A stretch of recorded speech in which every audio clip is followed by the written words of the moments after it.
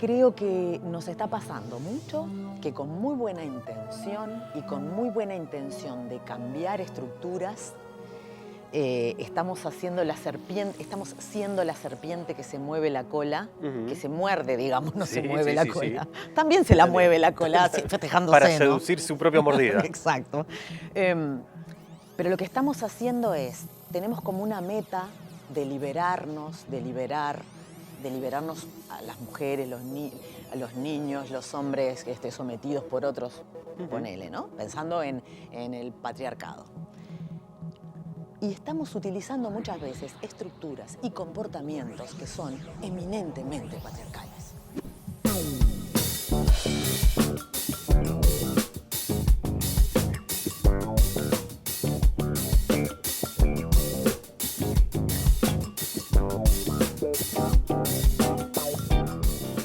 ¿Viste el examen de ingreso, la prueba de ingreso de Alemán para estudiar teatro con 29 años? Y creo que el límite es en 30, ¿no? Es como, estabas muy en el fleje.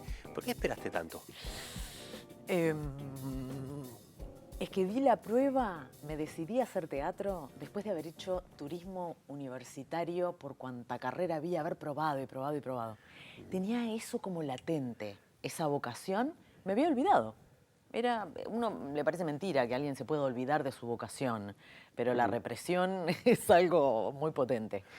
Y bueno, de niña siempre estaba haciendo macacadas y tenía como esa cosa de la actriz. ¿Te leías Shakespeare, por ejemplo, a vos misma y te lo interpretabas adelante de un espejo? Ponele. Mi madre tenía una colección muy linda que tenía las obras completas de Shakespeare y yo leía de chiquita, ponele 9, 10 años y tan pronto era Julieta, después era Gertrudis, cuando la que tenía mejor parte delante del espejo lo hacía, ¿no? Las escenas que me gustaban más. Después entré como en una cosa que me olvidé Ujú. y llegó un momento en que la situación vital estaba tan triste, desesperada, amargada, no quería vivir. Y ahí fue donde dije, bueno, la salida es con ayuda de gente, ¿no? Que me empezó a decir, soñá, animate, y dije, quiero ser actriz. Pero solamente de la EMAD, de otro lugar Ole. no. ¿Y por qué? Es un misterio, porque sabía que quería hacer la Escuela Municipal de Arte Dramático, sin haber tenido experiencia ninguna, ¿no? En Bueno, actuación. habías metido mucha universidad, es la más universitaria de todas las carreras de teatro. Sí, es verdad, eso es ¿No? verdad. Y había metido, sí, carreras humanísticas, cantidad. Todas las que había en la vuelta. El primer año de todo lo que había en la vuelta, sí. ¿Cómo es animarse a los 29, 30 años a hacerse amigo de la pasión que uno tiene ahí? Fue liberador, mucho miedo, empecé con crisis de pánico cuando estaba preparándome, tenía que ir a la casa de la persona que me preparaba y me venía un ataque de pánico y me tenía que quedar, no podía ir. Wow. Era una lucha adentro muy grande, Tremendas resistencias. enormes. Y las vencí, cambié el monólogo, estaba preparando Lady Macbeth. Espera, ¿por qué tenías que preparar un monólogo? ¿Cómo es el examen de ingreso? Porque en aquellas épocas, hoy la verdad que no sé, en aquellas épocas tenías que preparar un monólogo cómico y un monólogo dramático Ujú. y bueno, y estudiar cosas teóricas también, Y ¿no? ahí que los docentes, digamos, lo teórico es como un examen. Sí, Y lo exacto. otro, había docentes de la escuela que te evaluaban tu potencial de actriz. Claro, te subís al escenario y bueno, haces tus partecitas, tus 2 monólogos que llevabas prontos.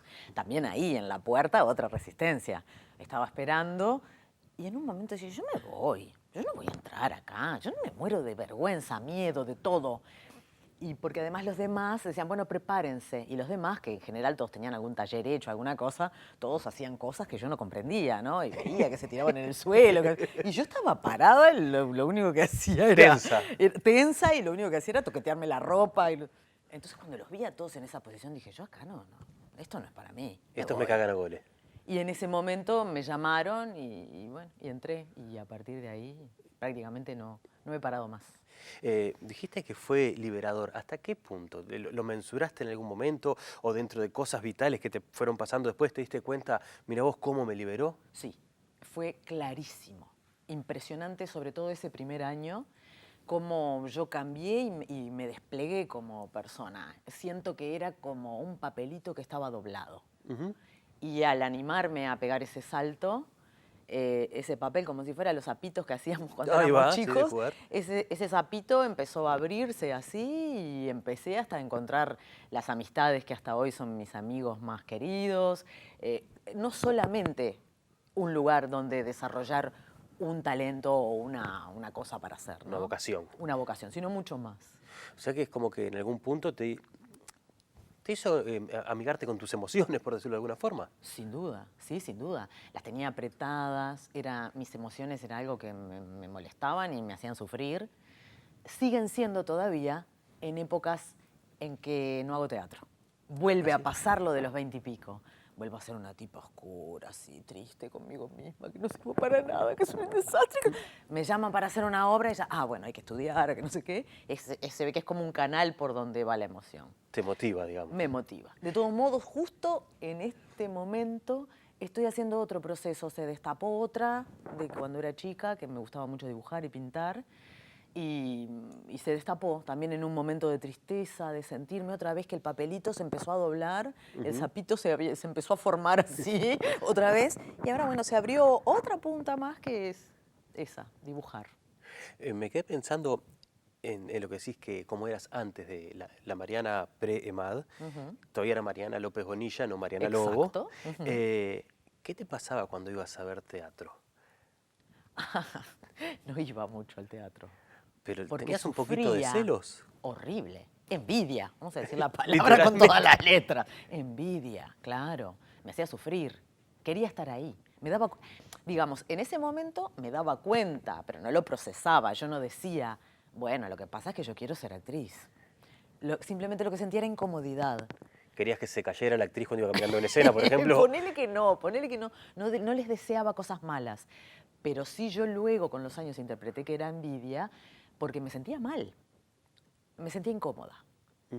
Entonces muchas veces me pregunto cuántas veces no podemos decodificar la emoción que hay atrás de la emoción que sentimos, ¿no? Y de repente cuando uno la puede hurgar ahí, ve que hay una pista de algo para hacer. Vos tenés un costado que lo has desarrollado en medios, en AM Libre, en La 30 también. No sé si llamarlo de búsqueda espiritual o muy humanista.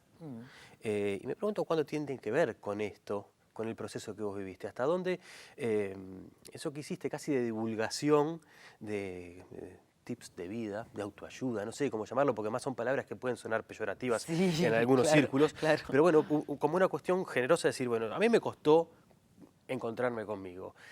Quiero contarle a otros porque, digamos, ¿viene todo de por ahí, esa búsqueda espiritual, eso? Bueno, sí, totalmente. Más que una búsqueda espiritual, es una búsqueda de cómo hacer para vivir sin jorobar tanto a los demás ni jorobarme a mí misma.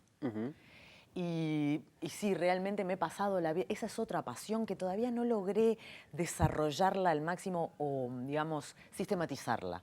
Pero es una pasión tan grande como el teatro, de investigar tecnologías que han encontrado los seres humanos para lidiar con su interior, con sus emociones, para crecer, para ser buenos, entre comillas, para lo que los rodea, ¿no? Y es por una necesidad propia. Lo he buscado para mí. He tenido éxito, más y menos conmigo misma, pero lo que sí veo es que me interesa y es una pasión y la puedo transmitir a otros que de repente pueden mucho más que yo. Y eso es lo que a mí me interesa. Y era lo que me interesaba cuando tenía la columna de radio o en el programa. No es lo que yo aprendí para mí. Lo aprendí que existe y de repente yo no lo puedo aplicar, pero capaz que vos sí. Claro. Todo eso fue una cosa que fuiste volcando y que fuiste aprendiendo también a transmitirla. ¿No? No tenías una formación para transmitir todo eso. No, para nada, claro. Son necesidades, ¿viste? Sí, necesidades. Porque en algún momento, estaba pensando, porque en algún momento llegaste a ofrecer en redes, por ejemplo, si no me acuerdo mal, escuchar a otras personas. Si usted precisa que alguien lo escuche, chífeme. ¿No hiciste algo así en algún momento o estoy equivocado de persona? No lo hice, pero me parece una idea divina. Me estás dando una idea maravillosa. Mañana pones en Facebook. Escucho. Soy Mariana, escucho. Porque había una señora Luciana, ¿no? Luciana, pero bueno, lo tuyo iría por otro lado. Iría por otro lado, pero podríamos jugar a Soy Mariana, escucho. Sí, sería maravilloso. La escucha es una cosa muy terapéutica, porque uno, cuando el otro lo escucha, creo que uno puede escucharse a uno mismo y el escucharse a uno mismo lleva toda la vida. Yo, por ejemplo, me parece impresionante que hayas planteado eso de casualidad, porque en este momento estoy en eso, intentando escucharme, porque empecé a ver hace no demasiado tiempo que uno no se escucha. Ujú. Metafóricamente, uno no sabe lo que quiere. De repente, yo quiero hacer un cambio. Esto que me pasó para entrar en la EMAD o esto que me pasa cíclicamente. ¿Y cómo se puede dar cuenta uno que necesita escucharse? Porque estás incómodo y no sabes lo que te pasa. Porque tenés muchos problemas que no sabes cómo resolver. Porque te enfermas mucho. Hay muchos avisitos que te dicen, che, hay algo que te querés decir y no te animás. Ahora, me imagino que todo esto que estás planteando también lleva una predisposición y hay que colocarse en un lugar de estar dispuesto a escuchar de repente la angustia de otro y no apropiártela. Eso Sí. implica también estar muy bien parado, muy centrado y un desgaste de energía que me hace pensar que también eso tiene que tener un límite. Sí, claro. Y hasta dónde ayudar. Hay que saber hacerlo también, ¿no? Hay que aprender a cuidarse uno mismo, me parece, y en la medida en que uno aprende a cuidarse uno mismo, puede entregarse y abrirse más sin miedo, que no es tirarse por un precipicio para ayudar a otro, ¿no? Porque en cuanto vos estás muy deshecho, no puedes ayudar a nadie. Pero tenés que reconocer que estás deshecho. Y tenés que reconocer que estás deshecho. Y ahí de repente pedir ayuda a vos, como Claro, que vuelva la energía cósmica, digamos, que te Exacto. retribuya tus ayudas a Exacto, otros. Exacto, y pasa. ¿Y cómo hacer para poner el límite sin sentirse un miserable? Porque si entendés y valorás la generosidad de escuchar y todo lo demás, si lo entendés casi como, no sé, como una misión, iba a decir, pero suena demasiado grande, ¿no? Pero como un cierto deber ser. ¿Cómo decir, bueno, pero llego hasta acá? Y eso me parece que es caso a caso y en cada momento. Con esa... O están los que dicen, no, hay gente que no la puede escuchar porque es tóxica. Bueno, porque ahí esto, ¿no? Escuchándose uno mismo se da cuenta qué te hace bien y qué te hace... Yo no creo que haya, por ejemplo, personas que son tóxicas para todo el mundo. Porque es como, yo qué sé, el perejil a uno le hace bien y a los loros les hace mal. Entonces, lo que a uno le hace bien, de repente a otro... Esa persona que para mí es muy tóxica, tiene amigos, tiene gente con la que se lleva bien. Entonces, sí, en la medida en que yo reconozco, en la medida que yo estoy centrada conmigo misma, ahí puedo reconocer hasta dónde algo me es saludable. Mismo te pasa como cuando comes. A mí me pasaba, por ejemplo, cuando fumaba cigarrillos. Fumás y no te das cuenta de lo tóxico que te estás siendo, porque necesitaste apagar partes de vos para poder seguir con eso. El día en que decís no fumo más, pensás nada más en fumar y el cuerpo te dice, No. no, te vas a marear. ¿No tenés miedo que te digan hippie? ¿Te importa? ¿Vos sabés que no? Ahora ya no me importa. En alguna época me importaba y me daba como no sé qué. Ahora siento una cosa, me siento una vieja nueva y una de esas cosas buenas de la vejez es que hay cosas que no me importan tanto. Ni que me hagan bromas con el pelo parado o que me digan hippie o Tanto da. tanto. No es perejil y no somos loros, es café. ¿Querés? Claro que sí.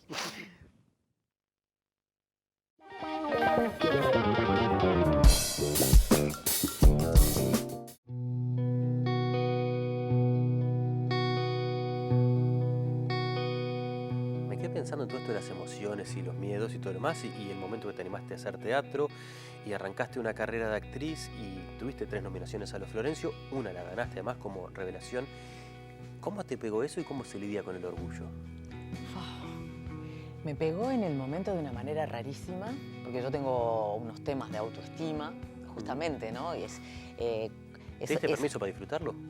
En el principio no. Lo tenía el Florencio, lo tuve que poner en el dormitorio porque de noche me despertaba y decía, es mentira, van a venir y se equivocaron.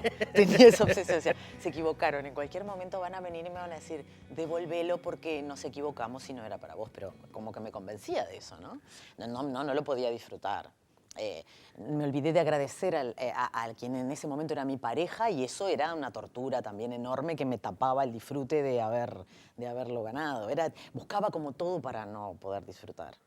Entonces, como que el orgullo ni corría. No lo dejaste ni nacer. No lo dejé ni nacer. Si no podía creer que me lo hubieran dado y lo único que tenía era un intento de decir, es verdad que es mío. Y con el tiempo logró tener un lugar diferente en tu espíritu, digamos. ¿Sigue en el cuarto, por ejemplo? No, ahora logré ponerlo en el living. Siempre lo ponía en lugares escondidos, hasta que, bueno, amigos. Te daba pudor que alguien llegara a tu casa y lo viera. Y lo viera. Ahora lo tengo en un lugar que se ve y que lo estoy mirando todo el día. Y de repente a veces lo miro y digo, y sos tan viejo, ya era otra Mariana, así que lo puedo mirar tranquilamente. Ya no es tuyo. Ya casi que no es mío de vuelta otra vez. Pero como todas las cosas estas, ¿no? De reconocimiento, son lindos, es un mimo, te da mucha alegría y mucha felicidad. Pero es de esas cosas que al tiempito es como comprarte un auto. O es como... Dejó de ser nuevo, ya está.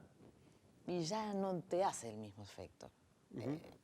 Hay otras cosas, aunque parezcan una tontería, una perogrullada más bien, que son las que quedan para siempre. Es así. Y viste, no son de esta índole. Nunca ¿Cuáles son serían una cosa. las que quedan para toda la vida?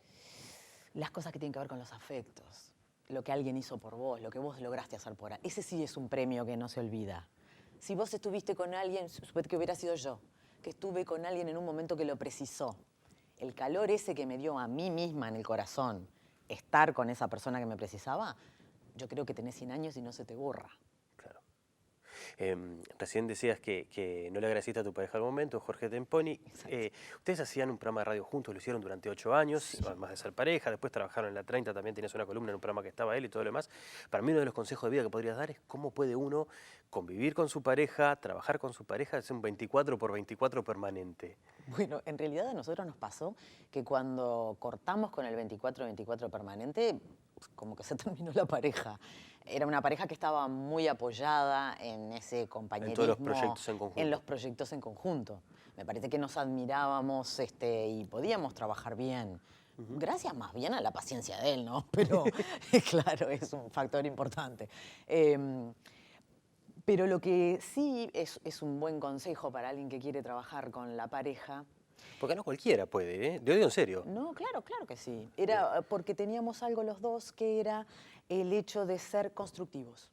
Creo que eso es lo fundamental. Cuando vos decís, ponemos el proyecto adelante. Porque además los dos actores, yo tengo muchísimo cariño a los dos. Los dos actores son dos personas que trabajan con el ego, dos comunicadores son dos personas que... Los comunicadores trabajamos con el ego, ¿no? Sí. Si eso llega a aparecer en algún momento adelante, caput. Claro. Tenés que tener, como te decía, Eva, mucho cariño, pero también eso, ser constructivo de manera que pueda... Y también tener, claro, los dos creo que teníamos capacidad de mirarnos a nosotros mismos. Porque ahí es donde vos decís, no, esto es ego, esto al programa lo va a jorobar. Si yo hago esto, o si yo dejo de hacer esto. Entonces, ser capaz de desdoblarte y de, en pos de ese proyecto, aprovechar ya de paso para mirarte vos. Creo que esa fue la clave. ¿De ahí viene de esos años de trabajo de radio que después te hayas transformado en locutora? Digo, Bueno, paralelo a la actriz. Sí, totalmente, porque estábamos haciendo Mateíra y yo fungía de locutora, era, digamos... Tenés un bozarrón. Gracias. La más locutora que había era yo, entonces yo hacía las cosas de locución. Y me escuchó la gente de GLOT, que en aquel momento hacían la publicidad de la Filarmónica, Francisco Lapetina y Horacio Todeschini, y eran oyentes de Mateína, y entonces me llamaron, y en realidad entre Temponi y GLOT fueron los que arrancaron mi carrera de locutora. Filarmónica, Babel FM... Babel no, clásica. Clásica, Babel perdón. es Ana Rosa, no me toques Ana Rosa. Perfecto, perdón, pero es cierto. Maestra total. No, la confusión viene que son las radios de... Sí, totalmente. Y que es primita, es bien primita. Pero, y después además, locución comercial. ¿Te parás desde algún lado distinto? Uno se cuestiona cuando dice, bueno, por ejemplo, trabajar con la Filarmónica, yo me lo imagino prestigiante, trabajar en clásica porque va a un público de un nivel cultural alto, porque tiene que valorar un tipo de arte que es para quien tiene un oído que sabe valorar lo complejo, también lo considero prestigiante. Ahora de repente mete una publicidad, está, pero esto es por plata, qué mercenaria soy, ¿o no? Durante un tiempo lo tuve, sí, durante muchos años. Ahora solamente me pasaría con determinadas marcas o determinadas empresas que a mí me parezca que hacen algo que no está bueno. Publicidad de agrotóxicos no harías, por ejemplo. Ponele. No haría. Ahí va. No. Segura diría, no, de esto no. Poner mi voz para esto no. Pero no me parece ahora mal trabajar por dinero, porque, bueno, también soy hippie, pero tengo que comer. Entonces, mientras no haga daño a nadie... Hay un precepto, mirá de qué te voy a hablar, de A ver. una tradición que deriva del paganismo europeo, y ellos tienen como lema, mientras no hagas daño a nada, dicen ellos, hace lo que quieras. Y me parece que es lindo precepto. Sé libre mientras no dañes a nadie. Claro, bueno, pero ahí te lo discuto entre comillas. Sabater un día en un libro sobre las carreras de caballos, a las que él es súper apasionado, decía, bueno, hay gente que critica esto y estos caballos viven en las mejores de las condiciones, comen los mejores alimentos y lo que se les pide es que corran una carrera por año de 1 minuto y medio. Si les hacemos caso a esas personas, no nos vamos a poder mover para no molestar al átomo de al lado. Ah, no, claro, claro. Entonces, ¿dónde está el límite de lo que molesta o no y de lo que afecta o no? Pasa a ser muy personal. Pasa a ser muy personal, exacto. Y ahí es de donde cada uno, la brújula espiritual de cada uno le dirá la ética propia que es en lo que yo creo. No creo para nada en la moral a esta altura, ni en los preceptos venidos de afuera. Creo que nos están destrozando como especie. Esos preceptos, ¿viste? Venidos de afuera. Esto se debe, esto no se debe, esto daña, esto no daña. En el fondo, cuando te tocas el corazón, te das cuenta. Porque si yo tengo que ver con los caballos, yo veo cómo los tienen. Si, como dice Sabater, están sanitos, y bueno, está bien, ¿entendés? Claro, son bichos que viven bárbaros, no los están afectando. Claro, digamos. ¿entendés? A lo que voy es que creo que interiormente tenemos una brújula.